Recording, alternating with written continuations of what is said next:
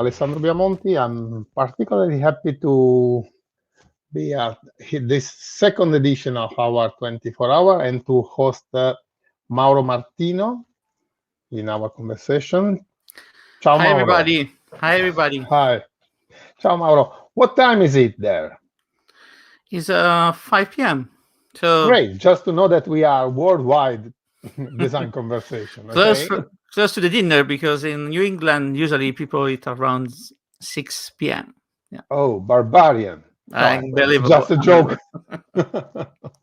No, it's a joke. Great. Mauro Martino. Well, let me introduce you in a more formal way. It's a founder and head of visual artificial intelligence lab at MIT in Cambridge. I'm particularly happy because, we have in Italy our Venice Biennale that is hosting a work, a project by Mauro Martino. This is especially, let's say, complex from several layers, or let's see, we can see in several levels. From one side, it's that I leave to Mauro to better explain. But from one side, there is a very avant-garde use of technology that touch artificial intelligence and poetry. That is something that we are expecting in a certain way. We are really waiting for, and that's probably the most everyday life of Mauro in that sense. But at the same time, I think that is important because it's a work that catch an important feeling of the last, let's see, 1 year and a half, or that we have crossed worldwide due to the pandemic. So there are those two levels create maybe the more emphasize the importance of such kind of work. Please, Marco, explain us and tell us something more about the strolling city. Well, thank you. Your interpretation and your capability to identify these two layers is highlighted the complexity of this type of project, especially for audience that is really maybe not so specialistic and not so maybe happy to follow the innovation that comes from artificial intelligence. So if you feel this double layer, in reality there are multiple level of complexity of the project in terms of technology that we're constrained to use to go in this direction, to really understand if it was possible to visualize our thinking, our way to describe place. So the project could be interactive, but for some security reason is not interactive with Biennale di Venezia. Still we are in a post-pandemic situation. So, but the interactive version of the tool that you can feel on the website, storycity.com, is this feeling to talk with AI in terms of say something and look the dream that comes from the algorithm. But all that come out from this algorithm is related to a very sad period of our life, so the pandemic, because the system is able to reproduce city, but this collection of picture that was able to train in the model, to teach the model how to build a city, are all empty picture of city, because we take this picture during the pandemic. So you can feel that there is something good on that, because finally you can see Venezia without people.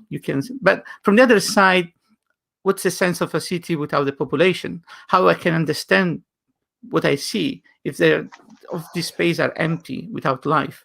So the model, unfortunately, cannot represent a living city. It can represent an empty city with all the detail that come from the street, and can follow your word. Essentially, you can tell to the system, show me a house close to a river with the green windows. And you can try that, because in the website you can write, unfortunately all in English for now, but you can write different things, and you can describe placed in function only of an architectural component of this space, but you can talk about emotion. So you can say to the system, show me a romantic location, something that make me scared, and blah, and so on. So this is a multimodal way to work with AI. So don't just be focused in delivery beautiful picture, but try to really engage people to work together. So essentially, all these very unusual aesthetic that come from generative model, frequently GAN model, can be very close to our way to think if we can be the director of the representation. So online, you can just experience this interaction by writing and receive a picture. But on a museum or in other situation where we can really install some, build the installation, create the standalone application with some GPU card on the back end, the difference the experience is very different, because you can talk about some scenario and then ask to move to Naples from Milan, and from Naples to Florence, and all these movements are really living movement. So you don't have a delivery of sequence of picture. You feel a movie where you can in some way be the director of this no more random walk in a latent space of a GAN model. And what I say now is very complex. Work on the random in the latent space of a model, but this is essentially what's going on. So we are using all this collection of pictures that come from all these empty cities during the pandemic, from 10 cities that we select around Italy, from north to the south. And then all these pictures become, the model transforms this picture in a synthetic representation. They are in a multidimensional space. So think about this space. They are really multiple dimensions, not just 2 or 3. And in any position of this latent space, that is a multi-dimensional space, you have a representation of something that can be close to Golfo di Napoli, something that can be close to Duomo di Milano, but there is everything there. Of course, usually the exploration is really static. Usually we are watching movie. Was an exhibition in Milan about looking Renaissance with all these video that come out from the collection of painting and church from Renaissance. But in this case, you can really be the director of this walk. So you can decide to move from a place to another, and you feel very empowered, and you feel that you can really do almost everything with the city landscape in this situation. But in case the model was training with other type of content, you still feel the same power. For example, think about training a model just with Nike shoes. So the model will be able to deliver it to you any type of shoes branding by Nike, so with the flavor of Nike. And then you can just ask to rotate the shoes, change that color, and essentially feel the power to be the director of an entity that is able to reproduce in a very realistic way everything you want. So I think with this project we start, because it's really the first of this kind, that we present in a very broad audience like Biennale di Venezia, this revolution. And people can really feel and touch this revolution. The project is dedicated to city, because it was kind of a way to remember this very incredible moment of our planet, all this tragedy of the pandemic. But the next step can go in any direction you're thinking about. Yes, I think that, well, still I feel in your explanation that I found very interesting what you mentioned, the relation between people and cities. So your images push us to think about the relation between cities and images and people. All of us, as you said, had during the last year the impression that to see Venice or Rome or Firenze completely empty and without any tourists. I think that was I had a couple of visits, and it's like when you see the movie of the 50s. So the city that we didn't, our generation never saw Venice empty, probably, because it's something that it completely disappears. So from one side is the pure city that we can appreciate from one side, and from maybe more as architects probably, and from the other side, there is the, well, I don't know, there is a different, a strange feeling, unexpected feeling, because it's not fear, it's not, it's something like unexpected. So it's something that is alien, it's not part of our everyday landscape in a certain way. But in abstract, if I think about that, that's your work, and really, and push toward a reflection. And abstract, I think that your work highlights the relation between technology and emotion or feelings. So I had a particular interest on how you combine or put in relation the artificial intelligence and poetry. This was a very lucky situation for me, because fortunately, I have many friends here in Cambridge. Many of these friends are moving around the world to teach in different locations. And one of these friends is Dalila Colucci, was just released his thesis last year here in Harvard University. And the thesis was about visual poetry. So I was very impressed about this work and was really engaging to learn more about these topics. And then this idea was in some way moving on my brain and then waiting to be expressed. So as soon the technology was ready, and we was really able to train a model with a very good performance and quality, so achieve the real time and have a 4K resolution output. All these technical things that look like not important, but in reality really change the experience in front to installation like that. When the technology was ready, I was thinking, okay, now I can map the latent space of a generative visual model with another model able to labeling everything that happened there. So technically, the name of this model is CLIP. So let's use CLIP. Let's use a generative GAN model, and then let's try to push the system and visualize something that is very hard to visualize, like the idea, the emotion, the feeling, the metaphor that come from poetry. So, of course, not each poem can be manipulated visually with this type of technology, because there are some concepts that in some poem the concepts are so abstract. For example, in one poem we were talking, the poet was talking about devil, and was very hard to training a model able to represent all these abstract concepts, all these metaphorical figure that come from our literature. So in some way, I decided to close the area of visual exploration to city landscape. And why that? Because there are so many poems dedicated to city.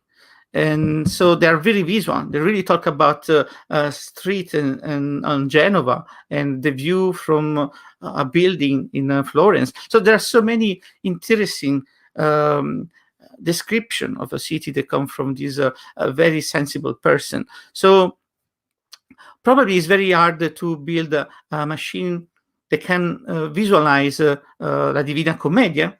Could be very complicated, and there are so many different type of visual output that the system need to learn to represent. But we will go there. We're going there. But to be really the first to really be able to represent today, this year, something like that, I decided to just be focused in city and find a collection together with Dalila Colucci of all these incredible poems from Italian literature that just talk about city. So at the end, the collection was really huge, and then we decided to play all this poem with our system and see when the system was really able to represent something meaningful and when it was not.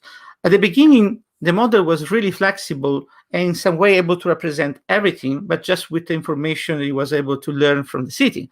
So maybe it was able to represent a triangle, a rectangle, or some other abstract object, but then the representation was really hard to decoding. So essentially, it was always moving from a representation of a city to something that sometimes was really bizarre. So by tuning the model, by impose some level of responsiveness, so in some way, by telling to the model, look, if you're very confident about what this phrase represent, do it. Make the visual representation. Otherwise, just stay where you are. Just move a little bit in your Latin space where you are, still maintain representation of the city, and waiting for a new signal that you can really represent. So fortunately, with this mapping of the visual output with text, we know every time the level of confidence. So we know the system is able to represent a door 100%, blue sky, rain, and many other things that usually are part of the city landscape. But we know that it is not able to represent a bottle of wine because, of course, the collection comes from people that are just walking in the middle of the street, and the camera is very high resolution, but not so high resolution to detect all these little objects on the table in front of a bar or something like that. So at the end, the feeling that was really interesting represents something so poetic like poetry with AI, and create this mix, this new cocktail, was a big constraint, but was helping me and the rest of the team. First in the line, Luca Stornaiolo, he's a PhD from Politecnico di Milano, to tuning and the system in a way to really work in some specific direction. Essentially, constraint like represent poetry, poem, and another constraint use a city are necessary in this type of work. Otherwise, you go crazy because theoretically, the model can represent everything. Theoretically, you can map with the text everything. But if you do that, you go lost, and maybe the output will be really ugly and unpleasant to watch. It's well, listening your work, it's absolutely fascinating because it's I use your cocktail metaphor. You are working on an interdisciplinary cocktail because you are talking about lots of different competences in terms of discipline that work together, and they are extremely important from each other. So it's absolutely. I think that you are. Well, it seems that you are very happy about your work and what you do. So that absolutely is it, I suppose. Well, I was learning a lot about Meta Progetto in Politecnico di Milano, and so this theoretical approach about how to draw and how to think about it, to draw in some way, how to use coding to express yourself, how to build a code that can express yourself, but independently from you. Like this new methodology that comes from machine learning, probably is a dream of Stefano Maffei. No, this meta level is something that reminds me every time him, and I think it's impossible to don't feel exciting to work in this area because everything that you play with can be a big revolution for many other community. So AI is moving very fast and very quickly in all the traditional science, so from biology to chemistry, financial market, but it's not so fast, fortunately, probably, or maybe because it's not good enough today in an area of design, in an area of a progetto. In architecture, so was some experiment that some designer decide to do, but are not really good enough to say it's made by a real independent model that is talking with you. Usually, today we are in a stage where this meta project method that comes from AI ecosystem is more like a puppet that you move in the direction that you want, and just say, okay, I have a 1,000 delivery, I like this. But this is not really a dialogue with an AI. And so maybe the dialogue will start with experiment like this, like Strolling City, where you have a real flow of visual and think. So where you're dreaming like a designer can be true without spending hour and hour in CATIA or in 3D Studio Max or many other 3D tools. So the real-time photorealistic representation of your idea is coming through. So these are the first experiments. Probably the quality is realistic, but the system cannot really dialogue with you. You cannot say, I want that building become red, because it cannot understand your body language at the moment. But I'm working on that together with many other people, for obviously, because the lab is very, I'm part of a very big, interesting project, MIT, IBM AI research. So essentially, is a consortium between a company, IBM, and university, MIT, to push the boundaries of AI technology. And particularly, I'm working in the area of visual AI, how we can represent visual by using AI technology. And so this challenge is, I think, will change. Experimentally, that other experiment that we're building, I think slowly will change and make a big revolution in the area of progetto in architectural field and design field. It's absolutely, and it's also nice because you use the term progetto. That is a term that is not so easy to translate. But that's if we open this window, then it's there is a big landscape, and we have not the time. But well, following your energy and your passion, and especially focusing on the topic of this edition of our 24 hours, so that is well, it's focused on the next generation of designer. I think that from one side, well, I have a couple of well, questions that are. One question is maybe the more basic is if you can do I imagine a synthesis of the not a synthesis but the milestone of your career, because your career is not well, you are working on a specific area that is not common, and in a special place, in a special area, and developing something that is not maybe so common neither in the research or nor in professional fields. So just which has been the milestones of your career? Well, the milestones are always a strong love for abstract thinking. So you can understand that working with the people that are expert in machine learning and artificial intelligence is not so easy. So you really need to find a pleasure in working with this level of meta progetto. So and then feel really with strong passion for coding.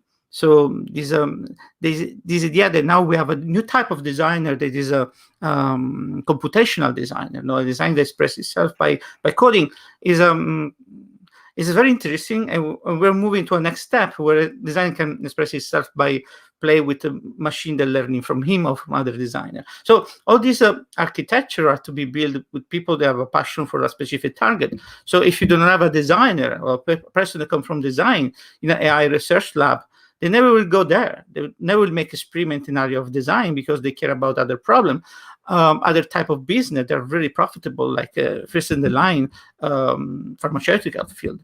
And then, so I'm there. I'm working with all these experts with a very strong expertise in math, expert in building new type of architecture in the field of especially deep neural network. At the moment, it looks like the most interesting area of in the AI field. So you're there, but you have all these background. I was spending hours and hours in Bovisa, drawing, thinking, and you feel that maybe something is changing for all the designer, and you can be one of the first in the line to represent and to give it the right tool do that. So I start from a PhD. I think you need a PhD to work in these, just to train your mind to be more, to feel abstraction like a pleasure, to really try to synthesize reality with some paper. And so if you don't have this type of love, you cannot go in this direction for sure. So paper and the pleasure to read and writing is very important. And then after the PhD, I was very lucky to meet people during the PhD, in reality, to meet people like Carlo Ratti here in MIT, and then continues working with him in multiple projects, like a data viz expert. And this is another important aspect of my path. So AI is at the end of, to simplify, is a model, and so produce data. So in a way that you can visualize the data, you can visualize the data that come from a model. So in some ways, there is an area that is not just about data visualization, but a model visualization. So I start with a career in data visualization. So visualize all this flow of information that come from mobile phone, from car, from bicycle, from any type of sensor. And then move to the Barabasi lab. Another Barabasi lab is focused only on a theoretical physics problem, complexity, understand complexity. So I learned how to visualize very complex model. And then the next step in some way was very natural and follow the most impressive and with incredible performance model that we have today. They are the last version of neural net, artificial neural net, the deep neural net, that we can really play with this type of architecture only today because we have enough computational power. And well, thank you. And we have just 3 minutes of our half an hour of conversation, and it's a pity. Time moves so fast. Yes, absolutely, absolutely. And I leave you the last minutes with with a bigger responsibility of sending a message to the younger generation, maybe with highlighting if you see any risk and opportunities about the new generation, considering even your avant-garde field of work. So I feel they are lucky in ways like the last generation of the lucky one, because technology is moving very fast, but we cannot really understand deeply all this innovation.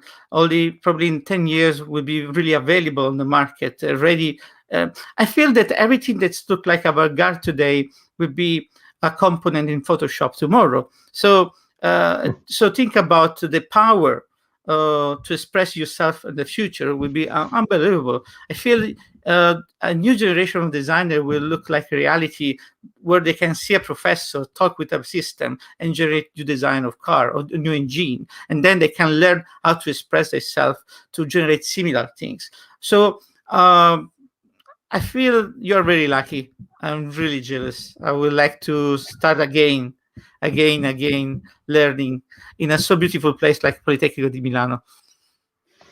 Well, thank you for your message. That is a positive message. I agree with you. I think that any generation has some good opportunities, and I think, well, I also believe in the intergenerational relation that help and it's something that push. Because of course, from one side, I'm sure that in any field, and especially in your field, experiences can be important. And thank you, Mauro, for being together with us in our 24 hours. Has been a real pleasure. And I hope now it's time for you to sleep. I hope so, because it's 11 there, almost.